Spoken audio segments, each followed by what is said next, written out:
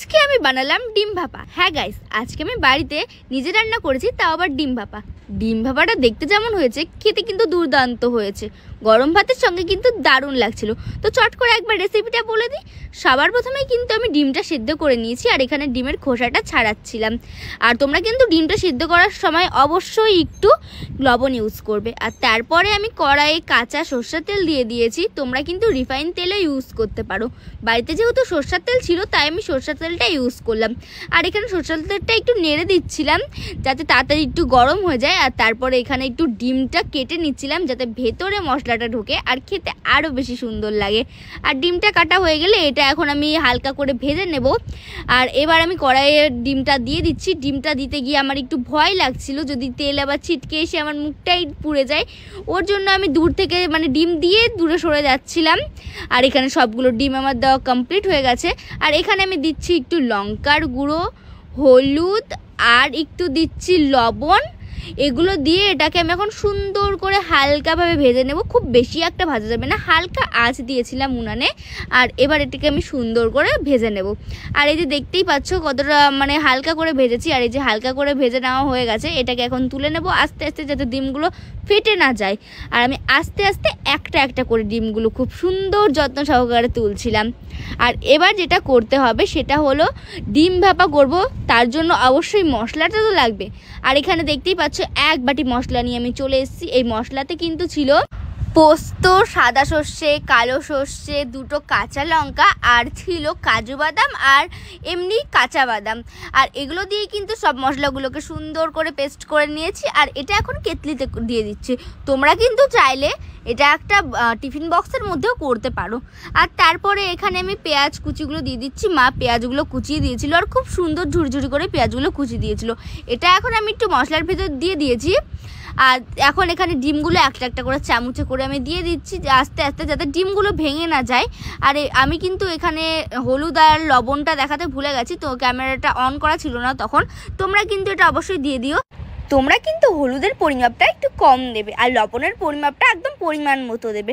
আর তারপর আমি ওপর থেকে একটু পেঁয়াজ কুচি ছড়িয়ে দিলাম। আর এখানে আমি একটু দেবো লঙ্কা। আর লঙ্কাটা যেহেতু আমার চেরা ছিল না, ওর জন্য আমি ওখানে বসে বসেই চাকু দিয়ে চিড়ে দিয়ে দিচ্ছিলাম। আর তারপরে ওপর থেকে আবার সরষের তেল দিয়ে দিচ্ছি। আর এখানে কিন্তু কাঁচা সরষের তেল দেবে। আর এখানে যেহেতু আমি ডিম ভেজেছিলাম আর সেই তেলটা বেঁচে গিয়েছিল, ওর জন্য আমি এটাই ওপর থেকে দিয়ে দিলাম, সবটাই দিয়েছিলাম। আর এবার আমি কেটলির ঢাকনাটা বন্ধ করে দেব। আর এটা এখন আমি উনানে বসিয়ে দেব। আর তোমরা যদি টিফিন বক্সে এটা করতে চাও তাহলে কিন্তু তোমরা জল গরম করে ওখানে টিফিন বক্সটা বসাবে, উনানের ভেতর দিয়ে দেবে। আর আমি যেহেতু কেটলিতে করছিলাম ওর জন্য আমি উনুনের ওপরেই বসিয়ে দিয়েছি। নিচের থেকে যে তাপটা হবে সেখান থেকে। তোমাদের কিন্তু এমনি কোনো আঁচ দিতে হবে না উনুনের মধ্যে। আর এই যে এটা অনেকটাই ভারী ছিল, ওর জন্য আমি এরকম করে দিয়ে দিলাম উনুনের ভেতর ঠিকঠাক করে বসিয়ে। আর এখানে আমার কোনো আর আঁচ দেওয়ার কোনো প্রয়োজন নেই। এখানে ঠিকঠাক করে বসিয়ে দেওয়ার পর আমি একটু উনুনটা খুঁচিয়ে দিলাম যাতে তাড়াতাড়ি করে এটা হয়ে যায়। আর এখন আমি 30 মিনিট পর ফাইনালি চলে এসেছি। অনেকক্ষণ আগে হয়ে গেছিলো, তবু আমি 30 মিনিট পরেই চলে এসেছি। তোমরা 15 মিনিট মতো রাখলেও হয়ে যাবে। আর তারপরে আমি এই ঢাকনাটা এখন খুলছি। আর আমি হাতে খেয়ে নিয়েছি একটু ছ্যাঁকা, অনেকটাই গরম ছিল যেহেতু উনুনের ওপর বসানো ছিল। আর দেখতে পাচ্ছ কি সুন্দর টকবক করে ফুটছে আর কি সুন্দর লাগছে দেখতে গাইস। তো এখন এটাকে আমি বাটিতে একটু ঢেলে নেব। গন্ধটা কিন্তু দারুণ ছিল। এবার আমি বাটিতে পুরোটা ঢেলে নিচ্ছি। আমি ঝোলটা আগে ঢেলে নিলাম যে ঝোলটা ছিল। আর তারপরে আমি একটা একটা করে ডিম চামচ দিয়ে বের করে নিচ্ছিলাম যাতে ডিমটা না ভেঙে যায়। আর তারপরে ভেতরে যে মশলাটা ছিল সেটা আমি ঢেলে ওপরে দিয়ে দিলাম। আর তারপরে দিয়ে দিলাম একটু কাঁচা সরষের তেল। এটা কিন্তু দেওয়া একদম জরুরি, কারণ সরষের তেল দিলে একটা কাঁচা কাঁচা গন্ধ আসবে আর ওটার জন্য কিন্তু খেতে একদম দুর্দান্ত হবে। আর তারপর আমি ওপর থেকে একটু শাহি গরম মশলা ছড়িয়ে দিলাম। এটা দিলে কিন্তু একদম খুব সুন্দর একটা সেন্ট বেরোবে। আর সেন্টটা তো একদম পুরো দারুণ ছিল। আর ফাইনালি কিন্তু আমাদের ডিম ভাপা একদম পুরো রেডি। দেখতে তো একদম দুর্দান্ত হয়েছে আর খেতেও কিন্তু দারুণ হয়েছে। তো এই যে আমি এখন প্লেটটা সাজিয়ে নিয়েছি। এখানে আমি ডিম ভাপা নিয়েছি আর পেঁয়াজ আর একটা কাঁচা লঙ্কা নিয়েছি।